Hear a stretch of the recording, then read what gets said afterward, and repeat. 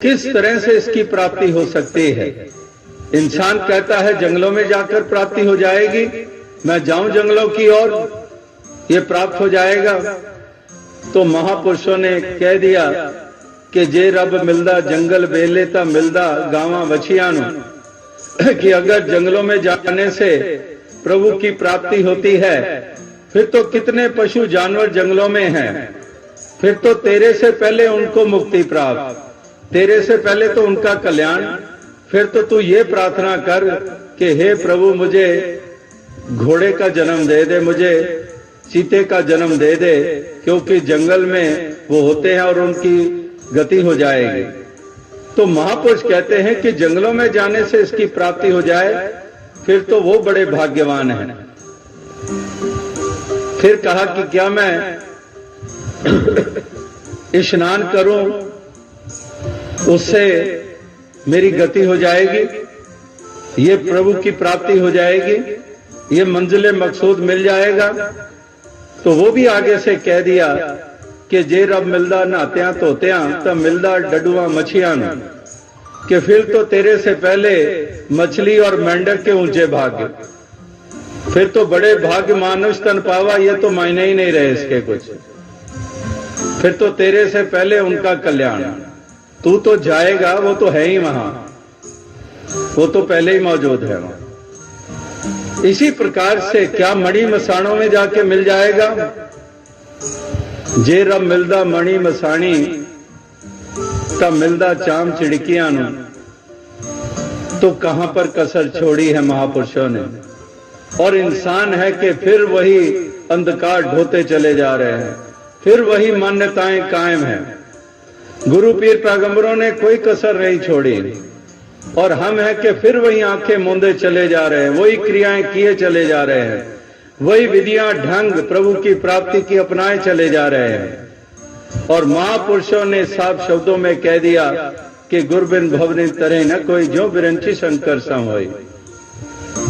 तो इससे बड़ी और क्या बात होगी। तो ये महापुरुष संत जन गुरु पीर पैगंबर ये भी बता रहे हैं। एक और सवाल कि इसकी प्राप्ति के लिए तो बिल्कुल साफ सुथरा होना चाहिए, उन्हीं के हिस्से में आएगा।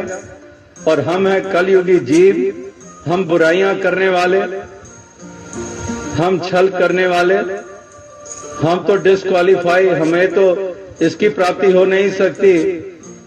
तो फिर महापुरुष इतिहास का सहारा लेते हैं, कहते हैं अगर यही बात है फिर तो सज्जन ठग सारी उम्र ठग ही रहना चाहिए था।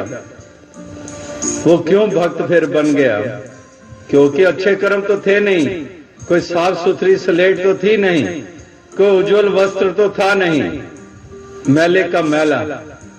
कोडा राक्षस ने कौन से पुण्य किए थे, राक्षस प्रवृत्ति वाला, चोर भूमिया, गन का पापन, पाप के ही बोझ ढोते रहे, वो तो फिर डिस्क्वालीफाई, वो तो प्रभु की प्राप्ति कर ही नहीं सकते।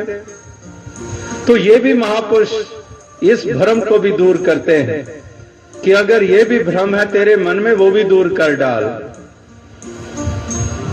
केवल बात है कि तू अपना कदम तो इस तरफ बढ़ा ले। और संतों का अगर संग मिल गया तो वो जैसे भगवान कृष्ण ने कहा कि लाखों मन लकड़ियां और एक चिंगारी ही उनको भस्म कर देती है। इसी प्रकार से ये ज्ञान की चिंगारी लग गई तो कितने मन पाप हों वो सब इसी तरह से भस्म हो जाते हैं।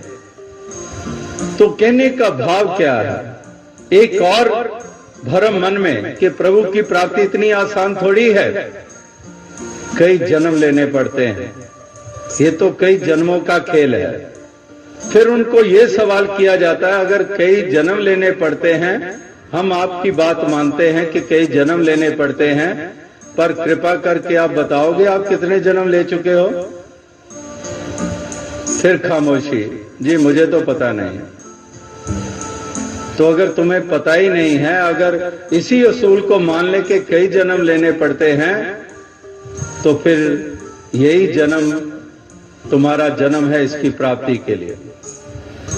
तो ये भी भ्रम महापुरुषों ने दूर किया कि कई जन्म लेने पड़ते हैं।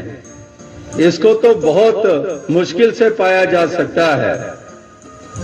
तो फिर महापुरुष मिसाल देते हैं कि कोई 2 दिन का भूखा हो तो 2 दिन के भूख को मिटाने के लिए क्या उसको 2 दिन खाना पड़ेगा? वो 5 दिन से नहाया नहीं है तो 5 दिन की मैल दूर करने के लिए क्या 5 दिन उसको नहाना पड़ेगा?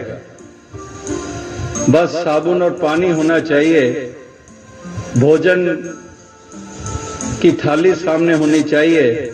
2 दिन की भूख गई, 5 दिन की मैल गई।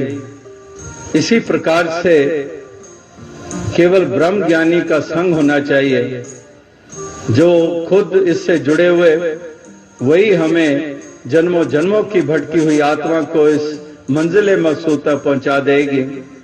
तो महापुरुष संत जन लगातार यही बात कहते आ रहे हैं कि खोजना है तो ब्रह्म ज्ञानियों को खोजो।